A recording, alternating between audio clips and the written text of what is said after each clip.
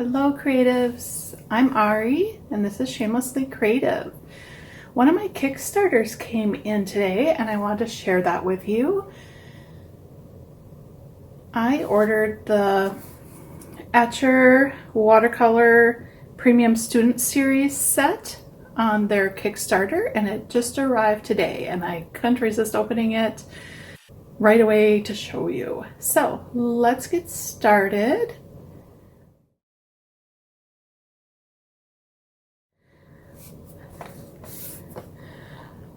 So this is the box it came in, and there's a list of the colors that are going to be available. I'm not sure if this is available yet to buy, but this has been a project in the making. We were supposed to get these in July, but with delays in production and shipping, it took a little bit longer to get this. So we have 24 half pan set. Opening this, we have the Etcher stickers. I really like the Creative Juice one. That's cute.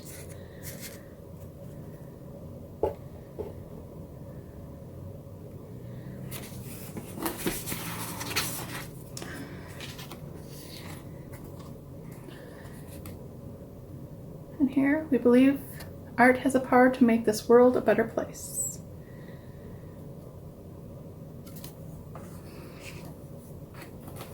And then it's nicely wrapped inside. The nice thick cloth.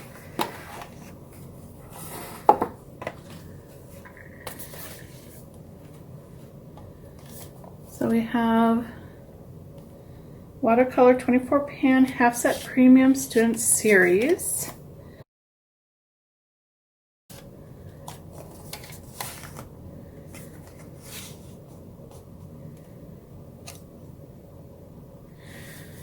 So they also have the light fast rating. Blue wool scale excellent is 8 and 1 is poor. They also offer pigment transparency, transparent, semi-transparent, semi-opaque, and opaque. So their goal was to set out to make an affordable, high quality student grade paint. So people could paint and make art with quality paints, but not pay the top dollar price for them.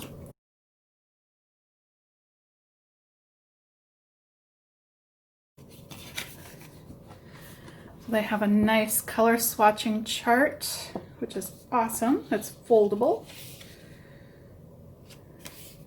So this is the same paper we use in our Etcher cold press sketchbooks, 100% cotton, 230 gram, and vegan friendly.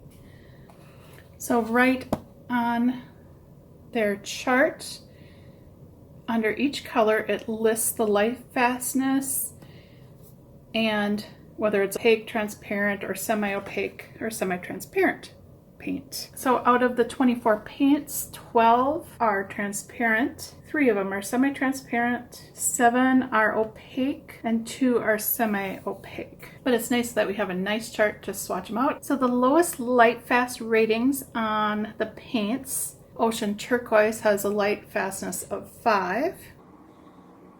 Ocean Turquoise being the lowest light fastness. So you might be asking yourself, what's the difference between student grade and professional? And why should it matter? Well, it's really nice to have a set like this, and we'll see how these paints hold up over time and whether it's something I can fully recommend to people.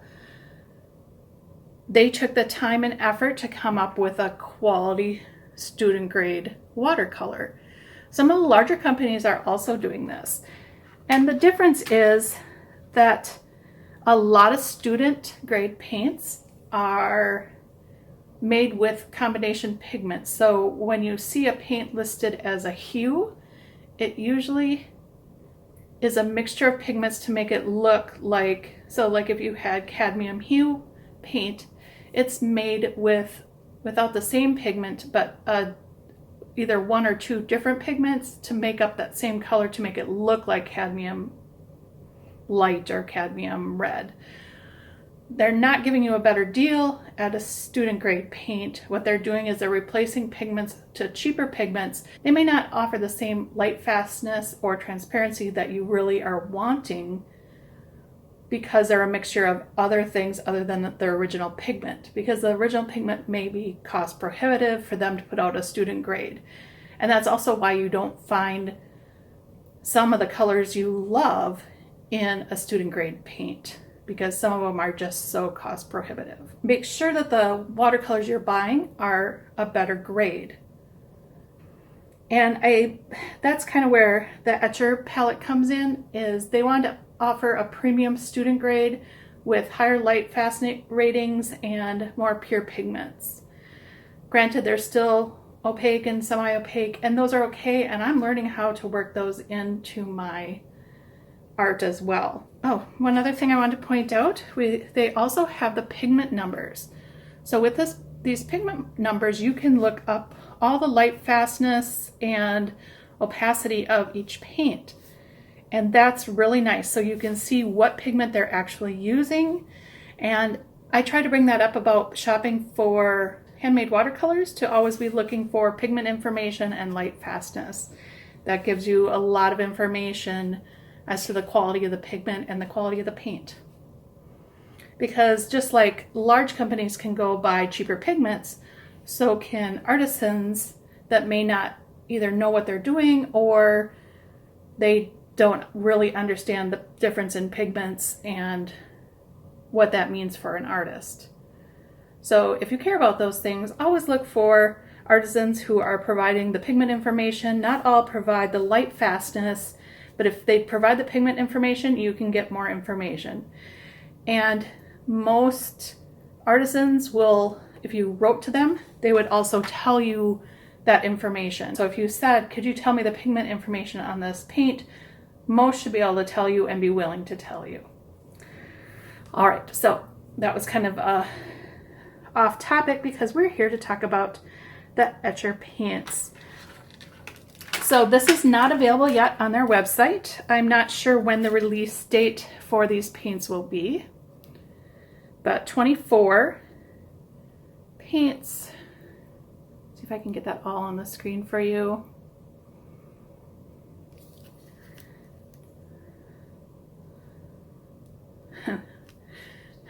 Their name on here, Soulless Black. That's funny. I have one guy upside down.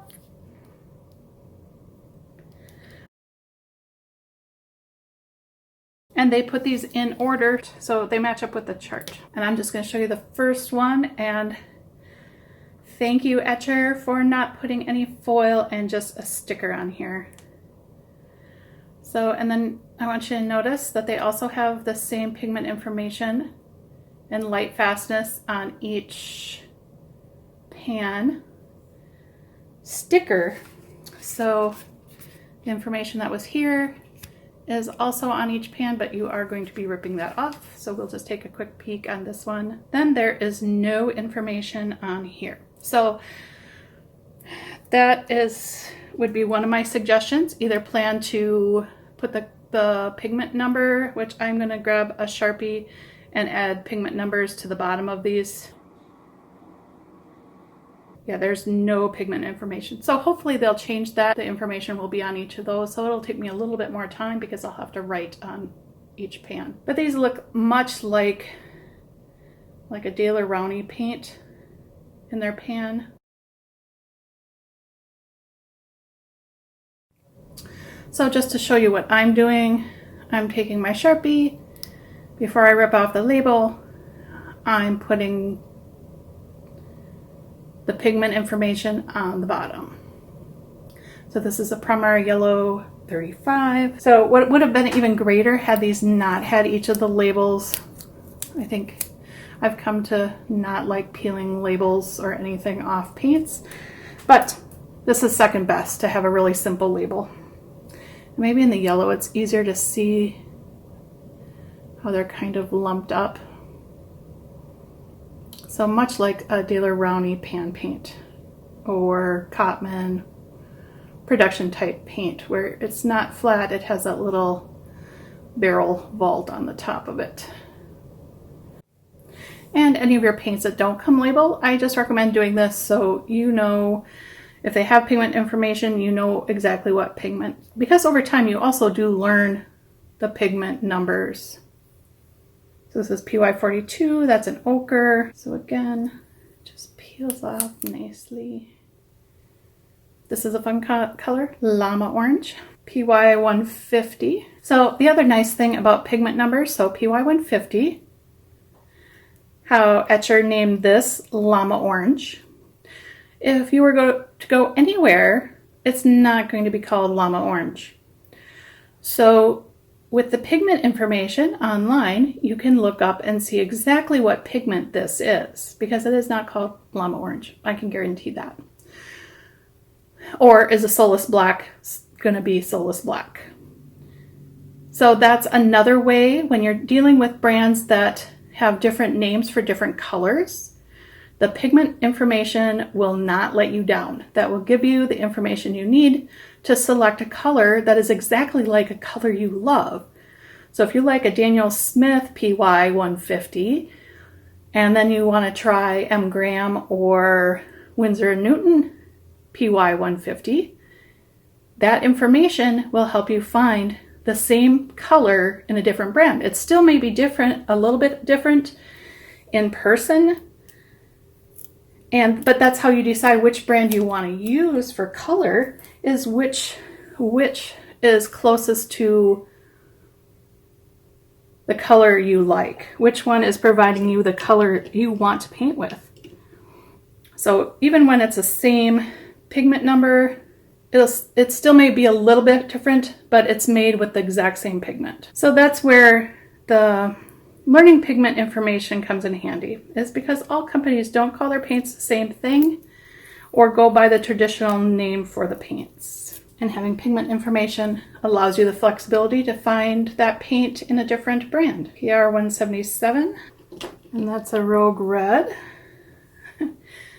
This one got a little colored. PR123. And again, I'm writing this on it before I rip off the label. That is a nice kind of lime green. I guess they call it lime green. So we're gonna lock these down again so they stay settled in there. But if you're going to sell your art, it is always best to be forthright with the paints used in your painting, because if it were to fade, and price it accordingly. PG7, so I believe that's a phthalo. PB29, ultramarine blue. And once you learn that, you tend not to forget it. Prussian blue, one of my favorites. PB15-3, PB28, and again, soulless black. All right, before I wet them down and while they're getting moist, I am going to look up the pigment names for each of these paints. I would also like to share with you 2 places to look up pigment information that I will give you the websites down below, so look for those. So if you know a pigment or want to know more about a pigment you have or purchased, these are websites you can go to get the information pretty quickly. So let's look this up together. We will do the Pure White PW6 first. And I'll turn off my overhead light just so hopefully the screen shows up better. So on this website, this is the Color Art Pigment Database. So at the top here, Pigment Home, and then it has yellow, orange, red, violet, blue, green, brown, black, white. We know we have a white pigment. That's our first color that we're going to look up. We can click on the white and it'll take us to that page, and at the top here, here's PW6 that we're looking for. But you also could go to white pigments without names. Natural whites would be NW and pigment whites are PW. So we want a pigment white, which is number 6, and it's titanium white. It gives us the information right here. PW6 is titanium white. So if they called it snow white or marshmallow white, you now know that in another set it would be their titanium white. So that's nice information. Then over here we have color fastness information. The only downfall to these, so here's the natural white color index name. They have light fastness, opacity, color description, chemical composition, you know, and for most people, you don't really need to know all that. But if you're mixing paints, this is a really good resource. But the things we care about is the opacity of the paint and the light fastness. And so you kind of just have to remember it's the fourth and fifth columns over. And once you're more familiar with it, they're always in order on this side, so that makes them easy to also locate. So here's our titanium white again. And up above, we said it was 4 rows over. It has a light fast rating of 1, which is good, or 8 if you're going by the BWS, which they mentioned the blue wool scale. So I just want to point that out again. Made sure to put it was their grading on the blue wool scale. So you don't want a 1 here, you want an 8 for excellent light fastness. And then a 7, a 6, and a 5, all the way down to a 1, which is poor. So even a 4 is mid-range. It'll last a while, but not as long as an 8. And most things will last, you know, in our lifetime, unless it's those pinks, reds in direct sunlight. So again, that's in the 4th column over from the right side. And opacity is 1 to 2. And this was an opaque. So 1 is opaque and 4 is transparent. And it gives you that information right up at the top of the header of the column. And then the next one over is light fastness. Having a 1 to 2, it means it's pretty opaque. If it was a 4, it would be transparent. So I just put titanium white here. So I know it's a titanium and not a zinc white. That helps me in my mixing. Let's do one more so you can kind of see how this website works. And the next color is PY3. So again, this is a really simple website. So we just want to scroll right back to the top. So you can go here and click on pigment yellow, and it'll take you there. You can click on, you can just click on, I just want to know PY3, and on the yellow tab, they're all at the top, and it'll take you there. So this is a Hansa yellow. So again, remember when I was saying that each paint can be called something different, like llama orange isn't llama orange, but they have this column here. This is the common or historical name, and this is marketing names. So Hansa yellow, let's just go to the 3 so I don't get you confused, can go by antique yellow, azo yellow lemon, brilliant yellow, cadmium yellow light hue, Hansa yellow light, Japanese yellow lemon, lemon yellow, permanent yellow, Windsor lemon, but the common name for that paint is Hansa yellow. Light fast rating of 7.6 and a transparency of 3. So it's semi-transparent. So 2 would be semi-opaque, 1 opaque, 4 transparent. So when it's a 3, it's semi-transparent. And that's what it says here, semi-transparent, light fastness 7. But know that this can, with some pigments, it may go down to a 6. So if you're a paint maker or wanting to make paint, it gives you, so if you buy this from Kremer, it's a 7.6 to a 6. If you buy from Capel Ferro, it's a 7.6. But from Gara Paint and Pigment, it's a 7.8, 6.7, or a 5.6. So where you buy the pigment may also change the light fastness quality. This is their home page. So the Color of Art pigment database, and that the pigment database is the one you want, but I will link you directly to the pigment database. They also have Making Pigments page. So if you need more information about making your own paint and chemistry and things, you're going to find that information here. But we want the pigment database is what you're looking for. Artiscreation.com is the website if you're just impatient and need to know right this minute. If you want more information about light fastness, let's see.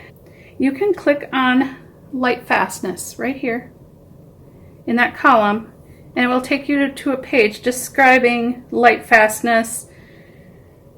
So a 1 is fugitive, very poor, will fade in sunlight. A 7/8 is excellent, a 6 is very good, and a 4 to 5 is fair. So we did have one pigment in this batch that is a 5. So a 5 being fair should show no signs of change for 15 to 20 years in museum conditions. So normal temperature to cool and not in direct sunlight. A 1 on the blue wool scale will show changes in 2 years or less in a museum condition. So if your house isn't heated, it has sunlight pouring in on where you want to hang a painting, a picture painted with 1 rated blue wool scale will fade. I want to go with something that's 1 excellent or 2 very good. That's going to last 50 to 100 years in museum conditions. If I'm selling art, that's the place I want to be at. I don't want to sell someone something that's going to fade in a couple years or even 15 years. Now let's switch over. So handprint.com is another website you can use and get color information and just tons of information about watercolors, brushes, papers, palettes, color theory. So if you're wondering about color information, Handprint talks about how to choose watercolor paints. The person has a 5-step process. So this is where I first researched and learned. I'm not sure the person that owns Handprints. Bruce McAvoy, 2020. This was based on the person's independent research. He goes into information. I can look up PY3 and he has tons of information about PY3. So I also can look up, let's do the PY42 on this site. It's not as navigationally friendly, where on the other site you saw everything at the top and you could click on it. So on this one over here, he lists the light fastness. I can't find the PY42 plane on this page, so it must be under ochres or another sheet. So yeah, I'm not seeing that at all. On his palette type page, he talks about brands matter, transparent pigments, and then opaque pigments. And that's where you're going to find your PY42 usually. Well, so this is what I'm talking about. So here I finally found the PY42 yellow ochre, and instead of being under the yellows, it's under non-staining pigments around the color wheel. So that took me a lot longer to find than I would in the Artist Creation website. And as you see, PY42, you get gold ochre, yellow ochre, raw sienna, burnt sienna. But this site also gives you these brands. So PY42 in Mayberry Blue is yellow ochre. PY42 in Lucas is burnt sienna and raw sienna.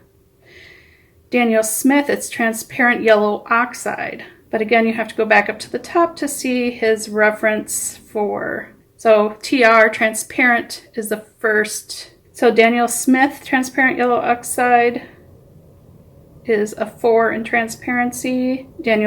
So same brand, same pigment, but transparent yellow oxide is a 4 opaque.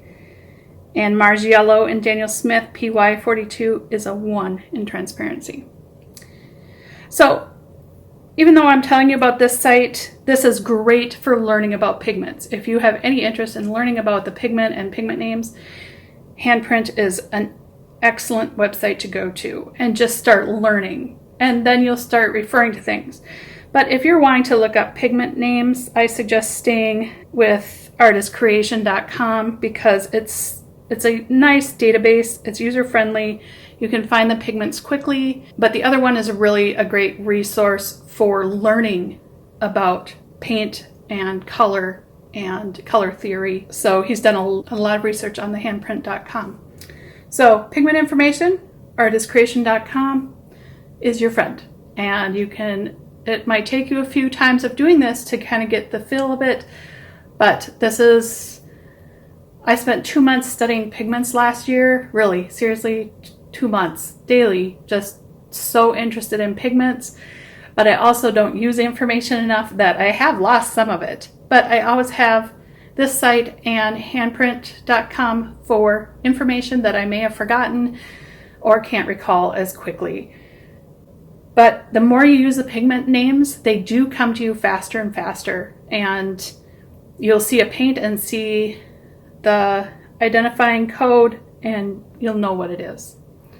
So I hope that was helpful, that it wasn't just this huge tangent that didn't make sense to you.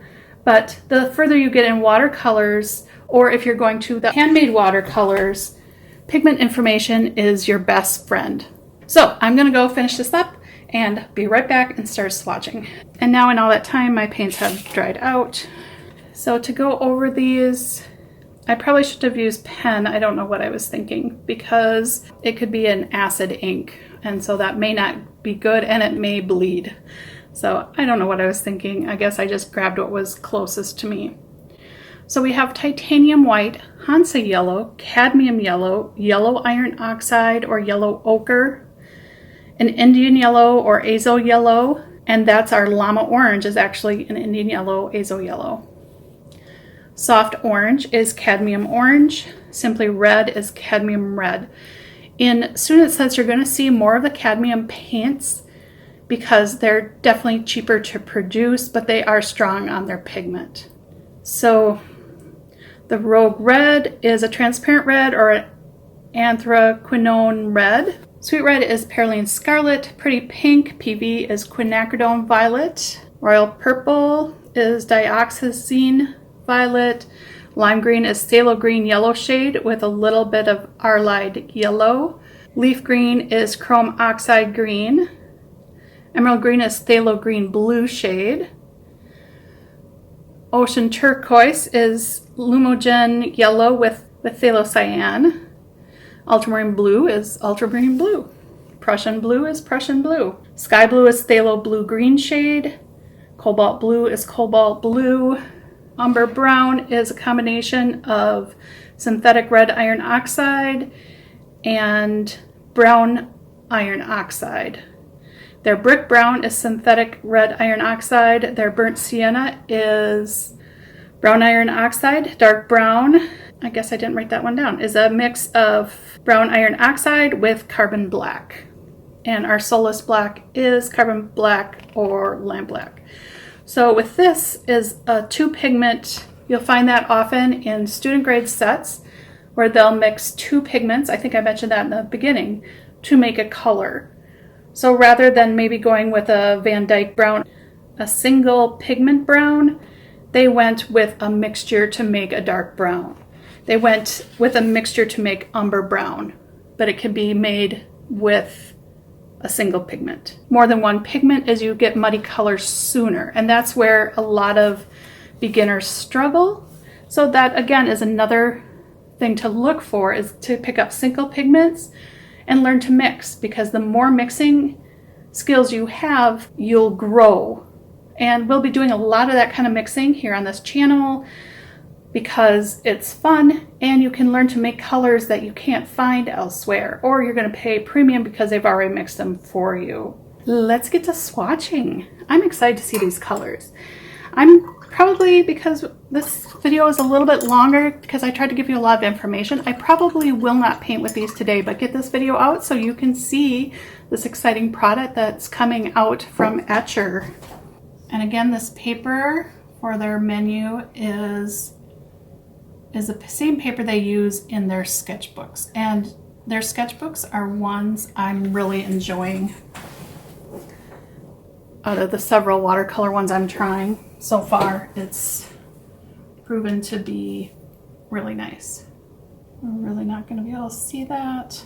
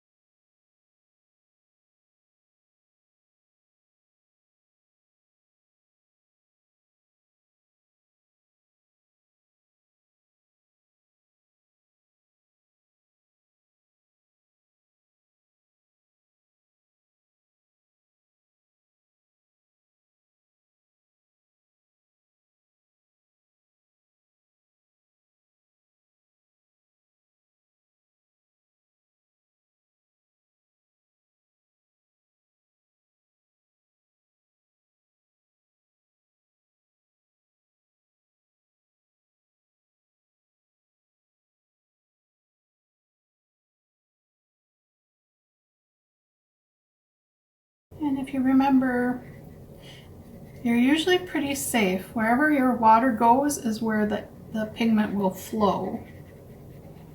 So where the water goes, the pigment flows. So if you have a chart that has overlapping areas, you don't want to re-wet areas next to each other right away because the pigment will flow into it. So we are on Sweet Red.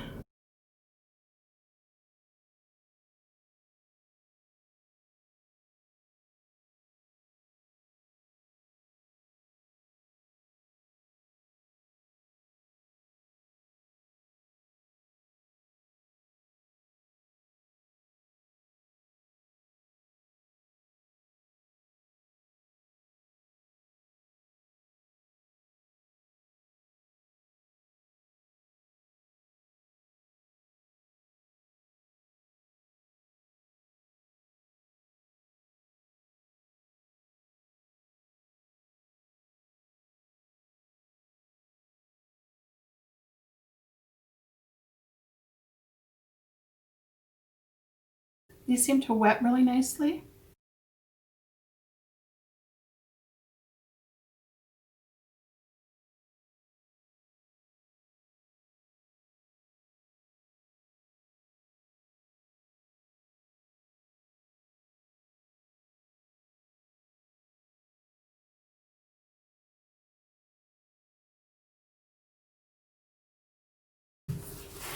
I did that one wrong. And of course, the most staining color is Phthalo. So I messed up and dabbed into the wrong one. We have our leaf green, our emerald green, which is our Phthalo, and then we have our, I don't know. Oh, now I'm curious. All right.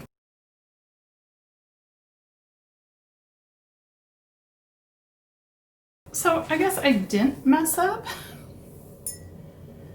It just seems like I did. They seem so close in color. Emerald green. Ocean turquoise.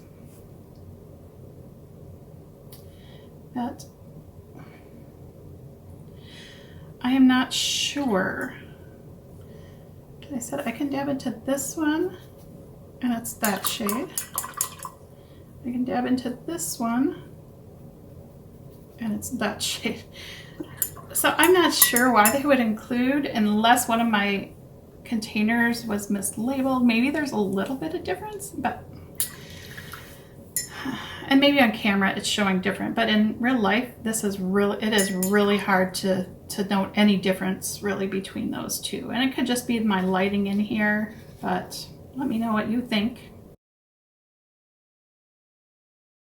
because now I'm sad I kind of wrecked my chart because I was afraid I put down the wrong color, and I didn't.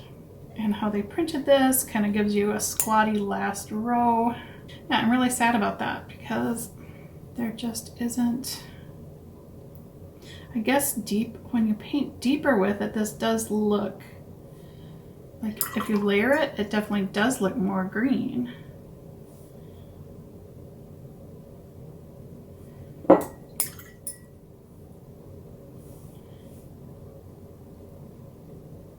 And maybe, it's really hard on this end to tell the difference there. I guess I was expecting, when it said ocean turquoise, I was really expecting like a phthalo cyan or a phthalo, or a real turquoise, not a green turquoise. And especially one that is so close to that emerald green, at least at the moment. Prussian blue is one of my favorite blues, but it is not entirely light fast. I was just learning about this from Hannah Honeyhues. She did an article on Prussian blue and talked about that it's fugitive, and that when you put something with Prussian blue in the dark, the color returns. When you put it out, the color will fade. So it's a really interesting paint. And one of my favorites, but I took this light fastness number to mean that I could use it and I didn't have to worry, but her article really explains it well. I'll link that below as well if you're interested.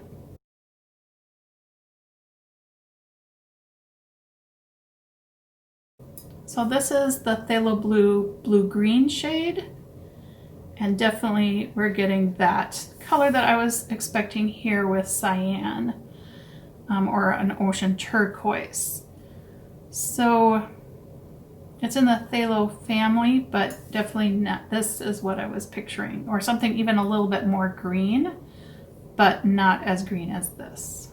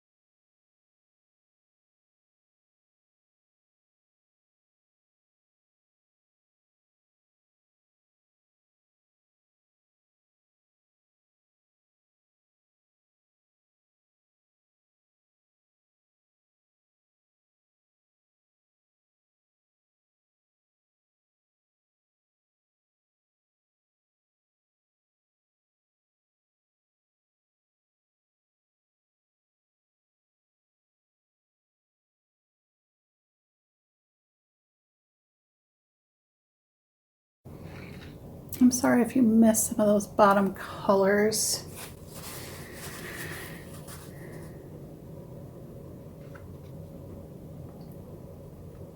All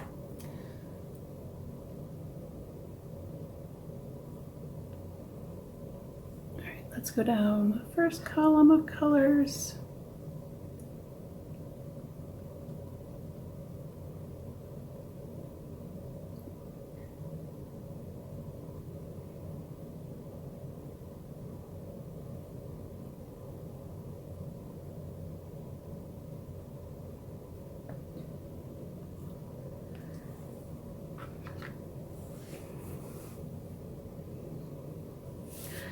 So there's a first look at the Premium Student Series Watercolors by Etcher. Let me know in the comments below what you're thinking about these colors. I'm not keen on them necessarily including a white watercolor but you can make some pastels and things with that. So it's not that it's bad. It's just, I guess I just don't like seeing a white with my watercolors. It takes up a space that you could have had one more green or blue. Overall, I really like the color selection.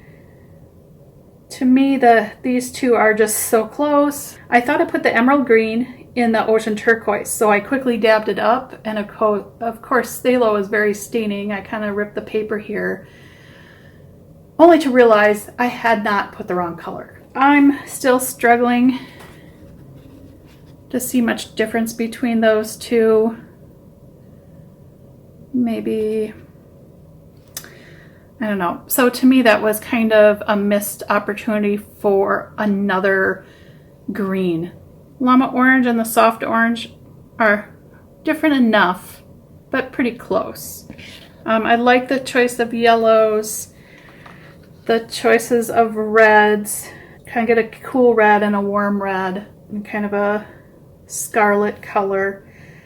So I'm really happy with the reds, the yellows, and you'll be able to mix the yellows with the different orange or reds and get different oranges as well. As I said, right here is my really only complaint with this palette. Otherwise, it's a really nicely rounded palette, a great starter set for sure. This ultramarine blue is granulating.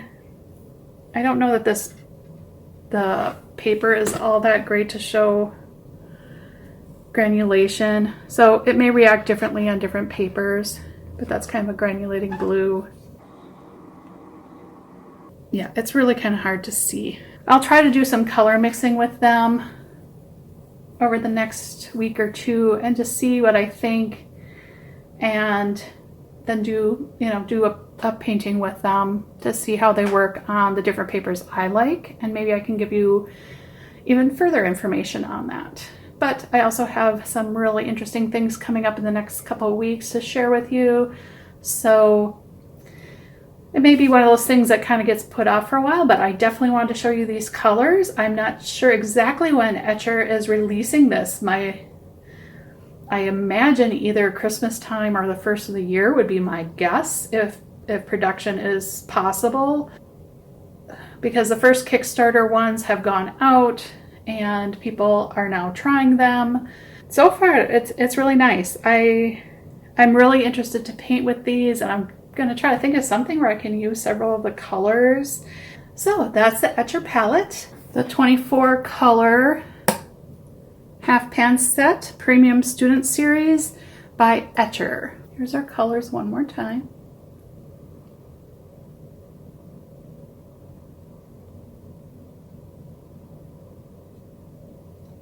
My paints are still wet, but they appear to be very nice and pigmented. Very interesting set. I'm excited to see their capabilities and share those with you as I work with them. All right, thanks for watching, and this was your first look and swatch of the Etcher Watercolor 24 Half Pan Premium Student Series Watercolors. If you haven't, go to the Etchr.com website, sign up for their newsletter. People signed up for the newsletter will find out that information before everyone else. Find them on Instagram for updates and other things. They're always running contests where you can win vouchers and sketchbooks. So show us your art, tag us with Etcher Paints on social media for a chance to win monthly Etcher voucher. I hope you found this video useful and interesting. Check out those handprint.com and artistcreation.com for more information about pigments and watercolors and to learn more for your art journey going forward. I fell in love with watercolors and pigment information, and it's fun to learn more and more about paints. All right, I'm Ari, and this is Shamelessly Creative, and we just swatched out the Etcher paints. Thanks for watching. Bye.